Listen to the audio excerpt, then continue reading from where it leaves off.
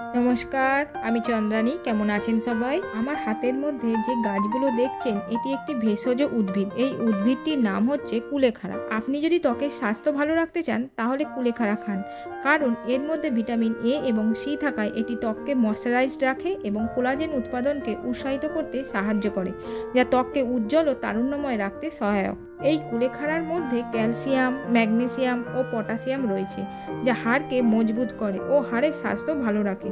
তাই হাড়কে মজবুত রাখতে কুলেখাড়া খান। সেই সাথে এর মধ্যে থাকা আয়রন রক্তে হিমোগ্লোবিনের মাত্রা বৃদ্ধিতে সাহায্য করে। আবার কুলেখাড়ার পাতা লিভারের টক্সিন দূর করে লিভারকে ভালো রাখে। এই পাতার রস বের করে জুস হিসাবে অথবা শাক হিসাবে রান্না করে খেতে পারেন। সতর্কতা হিসাবে একটা কথা বলি, অতিরিক্ত খাবেন না, বিপদ হতে পারে। তাছাড়া কোনো কিছু ভেষজ ব্যবহারের পূর্বে ডাক্তারি পরামর্শ নিন। এই রকম ইনফরমেটিভ ভিডিও পেতে চ্যানেলটা সাবস্ক্রাইব করে আমাদের সাথে জুড়ে থাকুন। সবাই ভালো থাকবেন, সুস্থ থাকবেন।